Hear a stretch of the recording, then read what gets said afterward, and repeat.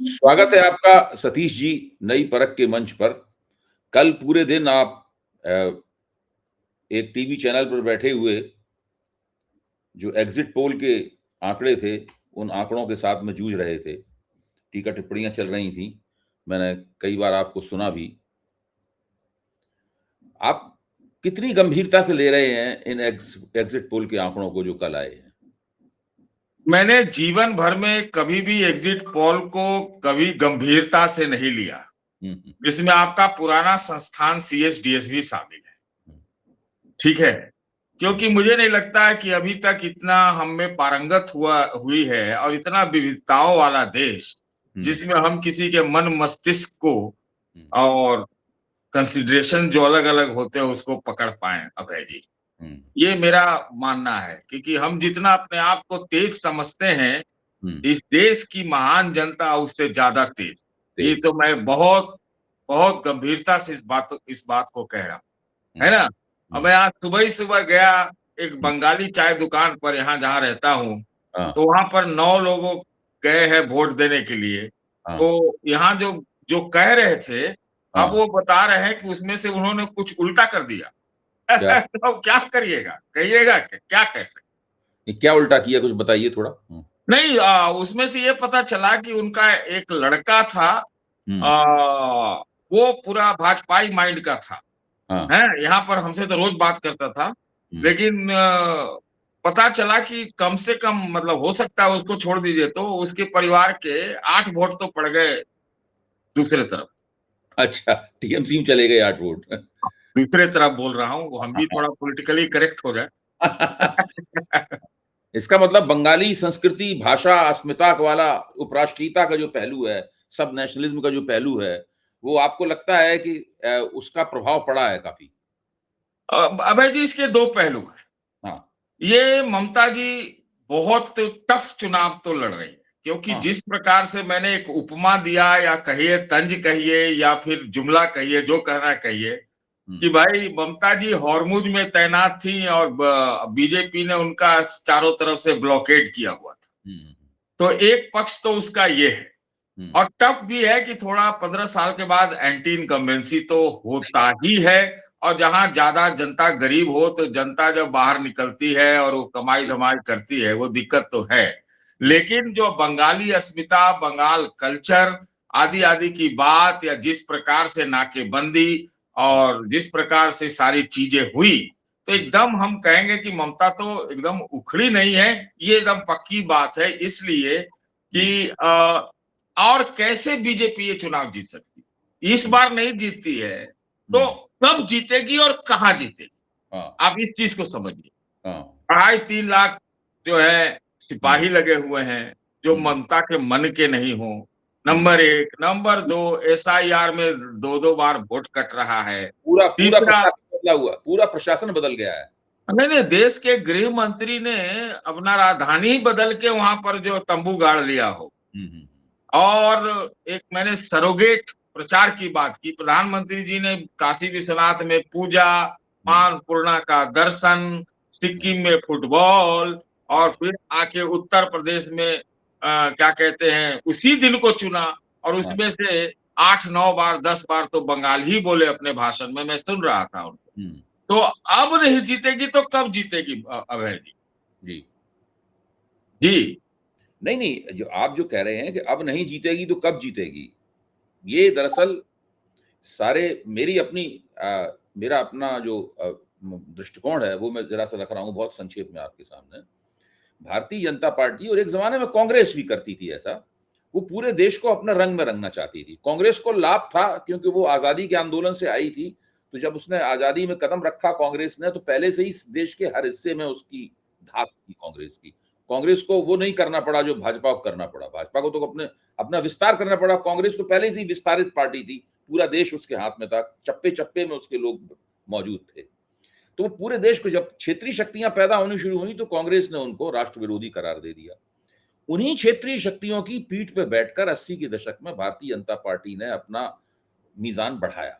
हम सब लोग इस बात को जानते हैं। अडवाणी जी ने, अटल बिहारी जी ने कहा कि कांग्रेस केंद्रीकरण करती है, हम फेडरलिज्म के पक्ष में हैं। इस तरह करके। अब वही भारतीय जनता पार्टी इन क्षेत्रीय शक्तियों को मानती है कि ये उसके सारे देश में जो वो हिंदुत्व का पाटा फेरना चाहती है, समरूपता लाना चाहती है, सब लोग एक से, हर जगह एक से। यूपी का बुलडोजर ही आएगा बंगाल में शासन करने के लिए, ये पूरे चुनावी मुहिम में खुल के ये बात कही गई है।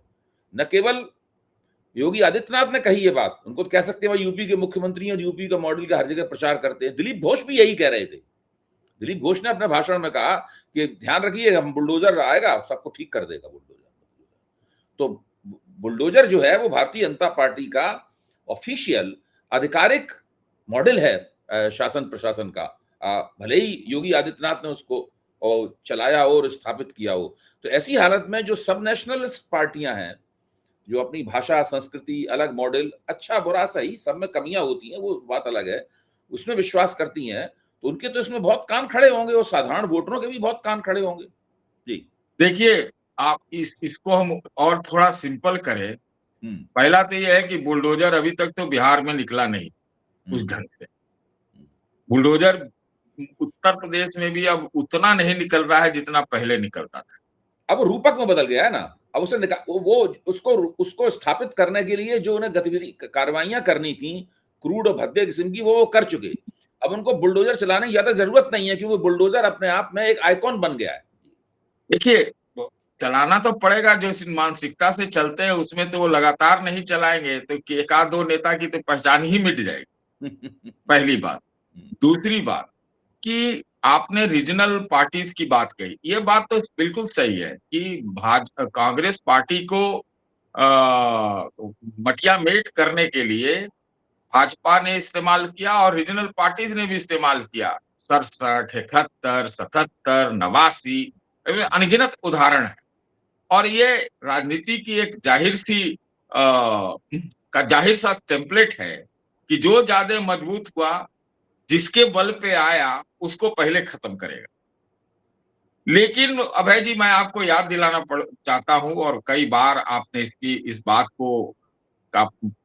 की वो नोट भी किया है कि जितना हम लोग समझते हैं कि भारतीय जनता पार्टी और ममता बनर्जी एक दूसरे के एकदम दुश्मन हैं, मैं अब तक इसको नहीं मान पाया, जबकि ये चुनाव हो गया है कल, है ना?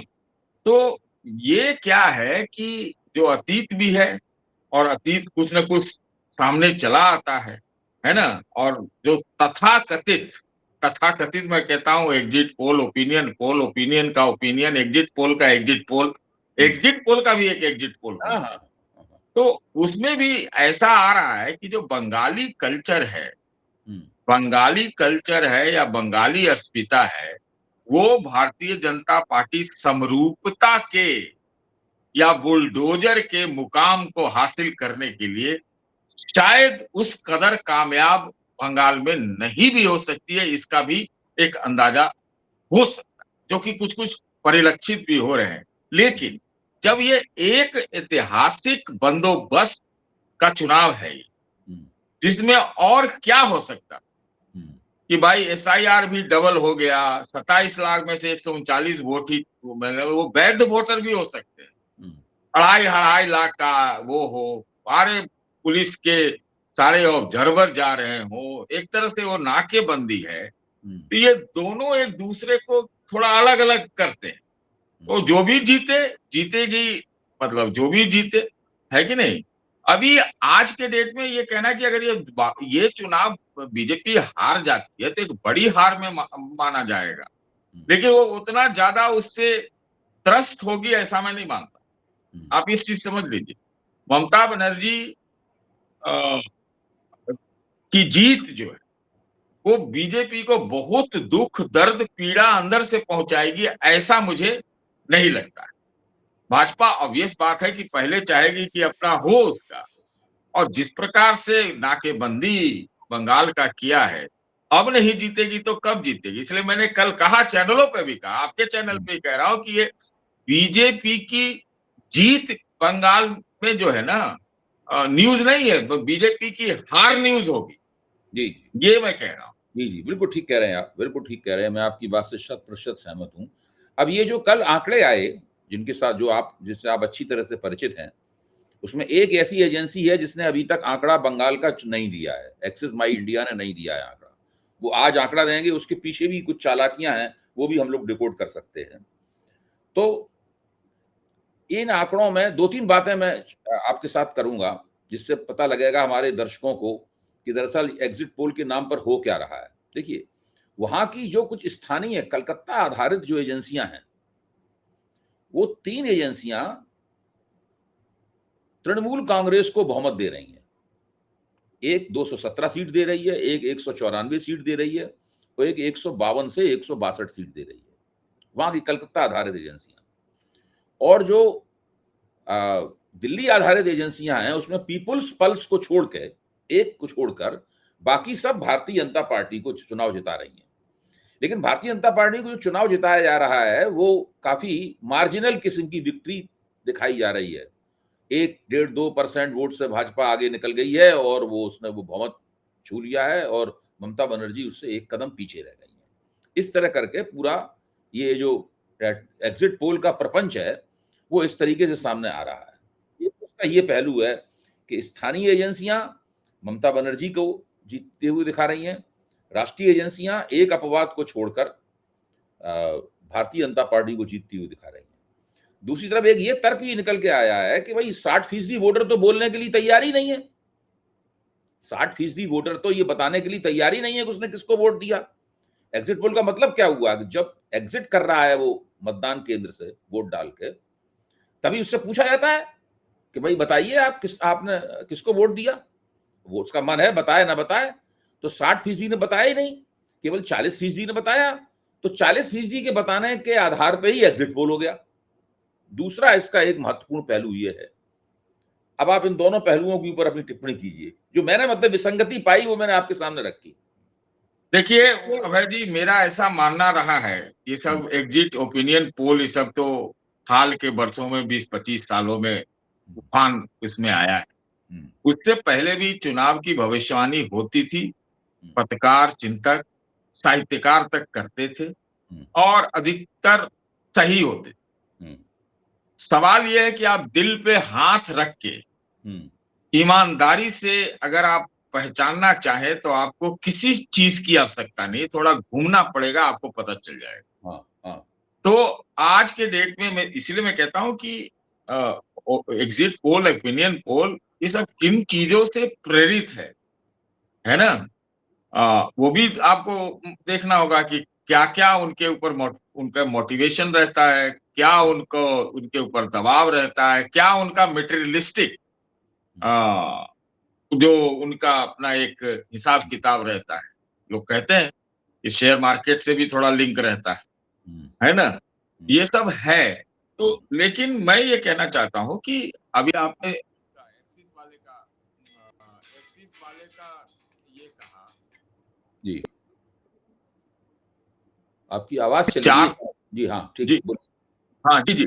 जी, हाँ, जो एक्सिस पोल वाला है, वो बहुत रक्षात्मक चल रहा है। हाँ। पहले तो ताबड़तोड़ मार रहा था। अब हुँ, वो जब से 400 से 400 वाला 240 आया, हुँ, तो 400 वाला 240 जी। 400 वाला, हुँ, तब उसके बाद उसके आँसू निकल गए। तो हुँ, अब वो रक्षात्मक चलता है। हुँ, आप इस चीज़ को समझ लीजिए, हुँ, है ना? मैंने कल बात की थी उनसे, हुँ। प्रदीप जी से, मेरे पुराने जान के हैं। हाँ, हाँ, हाँ, मैं हाँ, भी मैं जानता भी हूँ। जानता हूँ। तो हाँ, आदमी भी ठीक है। आपका फ़ोन बार-बार आ रहा है। हुँ, जी। तो अब वो ये है कि आपने कहा कि बंगाल और राष्ट्रीय, तो हुँ, बंगाल और राष्ट्रीय वालों की एक अलग मोटिवेशन होगी, अलग तरह के दिमाग से चलते हैं। बंगाल में भी कुछ प्रभाव पड़ता होगा, वो अलग मिजाज से चलते हैं। लेकिन मुझे नहीं लगता है कि ये सब के सब सही हैं। अगर हमको चुनना पड़ेगा तो हम बंगाल वाले को चुन सकते हैं, कि वो हुँ, ज़्यादा बेहतर वो भाषा समझते हैं। अरे हुँ, भारतीय जनता पार्टी की तो सबसे बड़ी दिक्कत हुँ, बंगाल में एक ही रही ना, कि वो हुँ, हिंदी ही वोट माँगते रह गए उनके हुँ, शीर्षस्थ नेता। हुँ, जी। गए भले ही मछली खाया, हुँ, नाव हुँ, चलाया, झालमुड़ी भी माँगी तो हिंदी में ही माँग ली। ये हुँ, हुँ, सब किया, वो सब किया। तो वो ज्यादा बंगाली जो वहां पे मिजाज को पकड़ने में अगर ईमानदारी हो, तो आप बंगाली जो न्यूज एजेंसी या जो पोस्टर्स हैं उसको आप ज्यादा बेहतर मान सकते हैं। लेकिन एक इफ एंड बट दो बात जरूर कह दूंगा। एक तो ये कि जिस प्रकार के बंदोबस्त में ये चुनाव हुआ है, अभी से नहीं कई महीनों से, वो सब चीजों को काट देता है, वो सारी चीजों को काट देता है। और दूसरा कि थोड़ा सा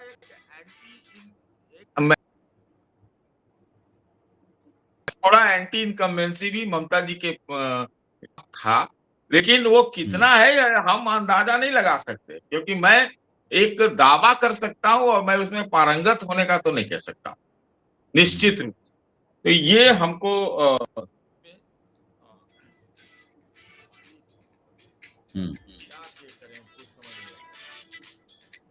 चलिए, अब बंगाल को हम लोग यहीं छोड़ते हैं, बंगाल को हम लोग यहीं छोड़ते हैं और तमिलनाडु की तरफ जाते हैं। एक दूसरा महत्वपूर्ण चुनाव है, क्योंकि जहां विवाद हैं उन विवादों की चर्चा कर लेना जरूरी है। केरल के नतीजे पे कोई विवाद नहीं है, असम के नतीजे पे मोटे तौर पे कोई विवाद नहीं है। विवाद तो हर एक पे किया जा सकता है, लेकिन अभी एग्जिट पोल में नहीं दिखाई पड़ता विवाद। लेकिन तमिलनाडु के ऊपर एक विवाद दिखाई पड़ रहा है। वो विवाद ये है कि जो सुपरस्टार विजय की पार्टी है, सुपरस्टार विजय की पार्टी क्या भूमिका निभाएगी, ये एक बहुत बड़ा सवाल है। डीएमके एआईडीएमके से काफी आगे है, लेकिन सुपरस्टार विजय की पार्टी, जिसने किसी दूसरी पार्टी के साथ समझौता करने से इनकार कर दिया, अकेले चुनाव लड़ी और शुरुआत में उनको दिक्कतें भी आई, उनके ऊपर कुछ व्यक्तिगत पत्नी से संबंधों को लेकर कुछ आरोप भी लगे, मुकदमा भी चला और उनकी एक फिल्म भी फंस गई सेंसर में बुरी तरीके से। जो आखिरी फिल्म के तौर पे वो रिलीज कराना चाहते थे, उसका भी उनको लाभ उस तरह नहीं मिल पाया जैसा वो लाभ वो चाहते थे। लेकिन एग्जिट पोल के आंकड़े ये बताते हैं कि वो बहुत बड़ा प्रदर्शन वहां पे तमिलनाडु में करने जा रहे हैं। इसको एक्सिस माई इंडिया ने भी बताया है और हमारे कुछ मित्र पोलस्टर जो हैं, जो एग्जिट पोल इन्होंने नहीं किया आधिकारिक रूप से, जब मैंने उनसे बात की तो उन्होंने भी कहा है कि ये सुपरस्टार विजय की पार्टी, जो टीपी के नाम, ऐसी कुछ नाम है उसका, धीरे धीरे नाम भी याद हो जाएगा उसका, अभी तो नाम भी याद नहीं हो रहा है, तो वो उसको कम करके आंकना उचित नहीं है। वो या तो डीएमके को धक्का देके सत्ता से बाहर कर देगी या उसके मुख्य विपक्षी दल के रूप में उभरेगी, बिल्कुल डीएमके से एक हाथ ही पीछे रहेगी। क्योंकि उसको ये जो बताया जा रहा है कि 15 से 25% वोट है, ये गलत है। उनको वोट काफी ज्यादा मिलेंगे, वोट उनको, मतलब इस तरह से तमिलनाडु की देश की राजनीति में तमिलनाडु के जरिए एक बड़ी राजनीतिक ताकत का उभार वहां पर देखा जा रहा है। एक ऐसा नेता जो किसी और पार्टी से उसने पहली बार में समझौता करने से इनकार कर दिया, बीजेपी तैयार थी समझौता करने के लिए उससे, और वो अकेले मतलब जो है वो चुनाव लड़ा, और अब ऐसा लग रहा है कि वो सत्ता के या तो सत्ता प्राप्त कर लेगा या सत्ता के नजदीक पहुंच जाएगा। दोनों ही हालत में वो दक्षिण भारतीय राजनीति के मुहावरे को बदल देगा, ऐसा प्रतीत हो रहा है। देखिए, मैं ये रिस्क ले सकता हूं गलत होने का। हाँ, वोट उसको आएंगे, हाँ, तलपति विजय को वोट तो आएंगे, परसेंटेज भी बढ़िया आएगा, हाँ, लेकिन वो पूरा सत्ता पे काबिज हो जाएंगे, मुख्यमंत्री बन जाएंगे या पूरा राजनीति को वहां बदल देंगे, ऐसा मैं नहीं मानता। ये अंततः जो है मेरी समझ से ये है कि वो एक प्रकार से मेरा ऐसा अंदाज है कि डीएमके को ही फायदा करे, चाहे 2 वोट से करे, चाहे 15 सीट से करे, वो करेगा। दूसरी बात कि मैंने सुना है कि वो क्रिश्चियन मुस्लिम वोटरों में उनका ज्यादा वो है, उनका उसके आधार पे है।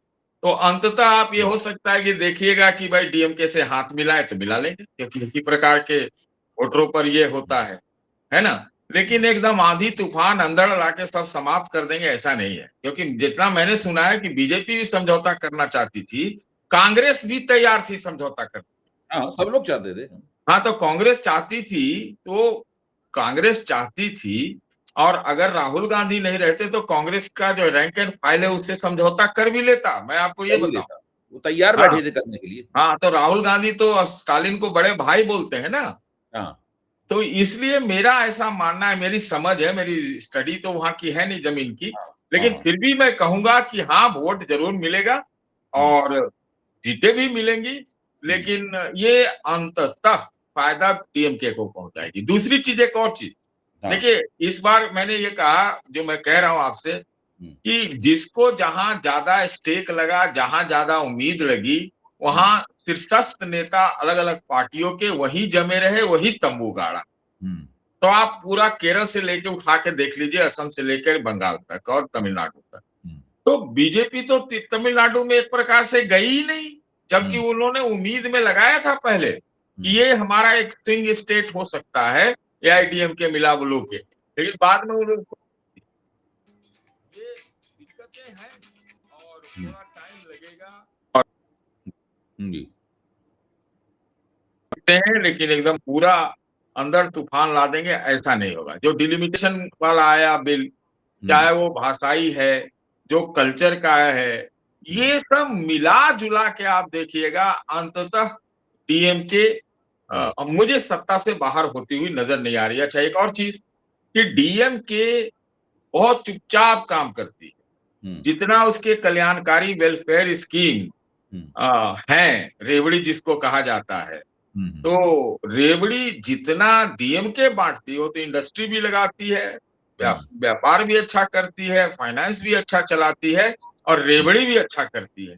तो हुँ, मुझे नहीं लगता है कि इतना आसान है, वो भी हुँ, एआईडीएमके जैसे-तैसे पैबंद में आया है, पैबंद को जोड़ करके आप उसको बनाए हैं। तो एकदम से बिना संगठन के एकदम वेव हो जाएगा विजय के लिए, हुँ। ऐसा मैं नहीं समझता। अच्छा, अब मैं एक अब चर्चा के हम लोग आखिरी दौर में हैं। एसआईआर पे हम लोग बात करेंगे, क्योंकि तमिलनाडु और अ, पश्चिम बंगाल, ये 2 ऐसे प्रांत थे जहाँ भारतीय जनता पार्टी की सरकार नहीं थी। ना गठजोड़ की, ना सीधे सरकार थी और भाजपा वहाँ पे सरकार बनाने से पीछे भी मानी जा रही थी। उसका इतना रुतबा भी नहीं था भाजपा का वहाँ पे स्थानीय ब्यूरोक्रेसी पर और वहाँ के उन लोगों के ऊपर। तो वहाँ जो एसआईआर हुई, उस एसआईआर में भाजपा बिहार की तरीके से एसआईआर को प्रभावित कर पाने में नाकाम रही, ये भी एक हकीकत है। कोशिश बहुत की उन्होंने, चुनाव आयोग के ज़रिए कोशिश बहुत की, लेकिन उस तरह से प्रभावित कर पाने में हकीकत अगर भारतीय जनता पार्टी अपने इरादों में, अपने मंसूबों में, इरादों में कामयाब नहीं होती है, खास तौर से पश्चिम बंगाल में, तो आप एसआईआर नाम का जो उपकरण उसने विकसित किया है अचानक जो आसमान से निकाला उसने 2024 के चुनाव में बहुमत अ, हारने के बाद में, तो फिर इसको किस तरीके से आप इसकी व्याख्या करेंगे एसआईआर की? एक लाइन में मैं कहूँ, और मैं बार-बार इस बात को दोहरा रहा हूँ कि हाँ, एसआईआर का ही एसआईआर ज़रूरी है। हाँ। तो एक लाइन में मैं पूरी बात यही कहना चाहता हूँ कि जिस प्रकार से एसआईआर की एक इमेज बनी है या हुँ, बनाई गई है या बन हुँ, गया है, जो भी, हुँ, वो अभी जो बंगाल में आपको वोटरों की तादाद इतनी 92% दिख रहा है, हुँ, उसका मुख्य चाह रहे हैं कि वोट नहीं देंगे। इस हुँ, बार नाम आ गया, नाम ही आना बहुत जदोजहद है और वो वोटरों का जंग है। तो हुँ, इस तरह की चीज़ों में इसका तो उनकी समीक्षा करनी पड़ेगी कि ऐसे भी समीक्षा करनी पड़ेगी, जी। है ना? हुँ, कि आपको बदलना पड़ेगा चीज़ों को और इस ढंग से नहीं हो सकता। हुँ। वो एक बहुत गलत मैसेज दे रहा है मतलब और जैसी एसआईआर बंगाल में हुई है, वैसी एसआईआर नहीं होनी चाहिए, उसको बदलना चाहिए। जी, बिल्कुल।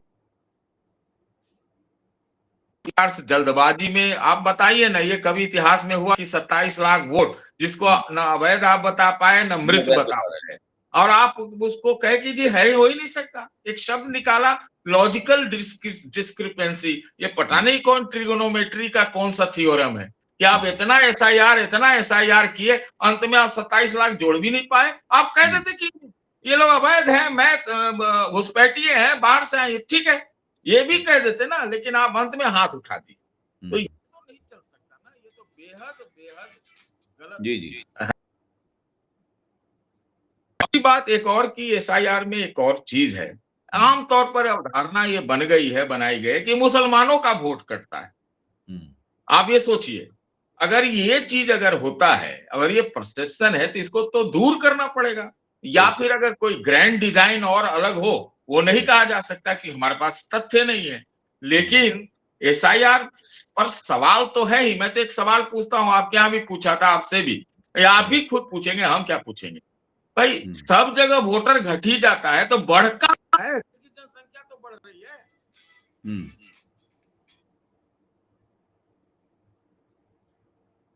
असम में क्या हुआ कि असम में तो एसआईआर जैसी हुई, कुछ दूसरी चीज हुई, क्या हुई वो पता नहीं।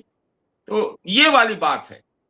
एक चीज मैं जोड़ना चाहूंगा, जैसे बंगाल पे सवाल हो रहा है कि भाई एसआईआर का जो सत्ताधारी पार्टी है वो एक तरह के फायदा उठाती है, लेकिन बंगाल में तो ये भी हुआ ना, सेंट्रल ऑब्जर्वर गए, जुडिशियल इंटरवेंशन हुआ, जुडिशियल ऑफिसर्स लगाए गए, पूरी तैनाती हुई केंद्र की तरफ से, इलेक्शन कमीशन की सरकार के तहत। तो वो भी है, उससे हो सकता है कि इनके मंसूबे, इनके इरादे कामयाब हो। असम में जितना, वो तो लग रहा है जैसे असम में, पहला तो मैं कहूंगा कि जितना मजबूती से कांग्रेस पार्टी को चुनाव लड़ना चाहिए था वो लड़ी नहीं, मेरा अपना ये मानना है। दूसरा कि असम में मैं अभी भी मानता हूं जो तथाकथित एग्जिट पोल वगैरह दे रहे हैं, उससे बेहतर नतीजे कांग्रेस के लिए आए, ये मैं आपसे कह रहा हूं। मतलब वो, मुझे भी लगता है आपकी। हाँ, वो आएंगे मुझे भी कैसे? लगता कि डेमोग्राफी भी वैसा है। और कल मुझे एक डिप्टी कंजर्वेटर ऑफ फॉरेस्ट मिल गए, असम के थे, है ना? उन्होंने कान में आके मुझे कहा, वही एक चैनल में, कि ये जो दिखा रहे हैं सब बहुत गलत दिखा रहे हैं। हाँ, कि जुबिन का मामला बहुत गंभीर था, ये था वो था, हमको समझाने लगे। तो मतलब इससे हमको नहीं कह रहे कि मैं कोई एक डिडक्शन निकाल सकता हूं, लेकिन जितना जो बताया जा रहा है वो उतना वैसे। जी जी, ठीक है, मैं आपकी बात समझ गया। और आप लगता है तमाम टीवी चैनल आपको लगातार फ़ोन कर रहे हैं इस वक़्त। तो मैं अब इस चर्चा को यहीं समाप्त करता हूँ, क्योंकि हम लोगों ने काफ़ी चीज़ें डिकोड की हैं और बहुत अच्छी तरीके से स्पष्ट रूप से सब बातें निकल के आई हैं।